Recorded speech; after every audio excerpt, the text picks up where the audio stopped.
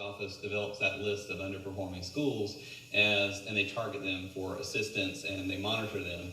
And if you remain on that list over an extended period of time, then they will come in and start managing your school for you. So you want to really work to get off of that list so you can maintain your autonomy. And it's good for students when you're not on that list because you're meeting marks like you're supposed to. And then you measure that by test scores? Is that it's measured through test scores. Tell us a little bit about the Classical Academy, Roger. What exactly does it stand for?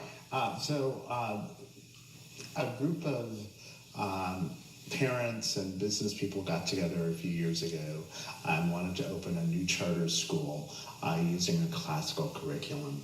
And the reason for that is, and it's interesting that you just had Parker's on, because Greg and I had long talks about this, is that the purpose of education is to prepare better citizens. Yeah.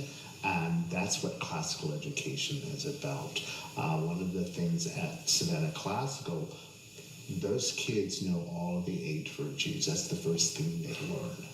The school is run by those 8 virtues. So when you are able to build a culture like that, learning can happen. Mm-hmm. And so what Mr. Wallace is able to do there is almost easier because of the culture. Mm-hmm. From day one, parents have been trying to get their kids into the school. And one year we had 1,200 kids on the waiting list. Wow.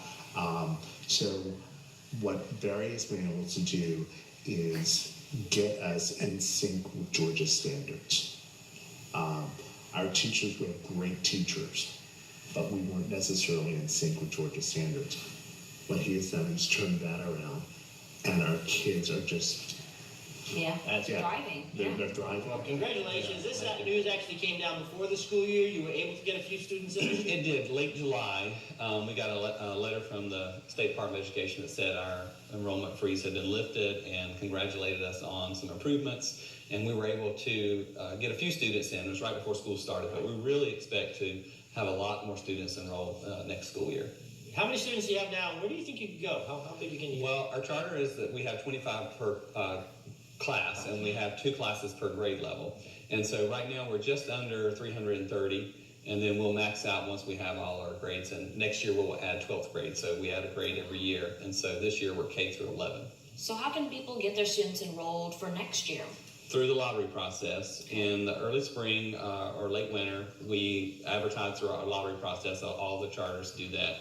And you have to enroll in this all online, and students apply to be in the charter. There's no entrance criteria other than you just have to live in Chatham County. So it doesn't matter where you live. Right now, the district provides transportation for our students to the school, and you just apply. And then if we have slots, we select students by lottery.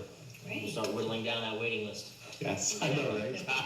Congratulations. This is exciting news, and it's going to be more exciting in the future as you're able to get more and more students. Absolutely. Thank you. Thank you both for being here. Thank you so much. An anniversary party for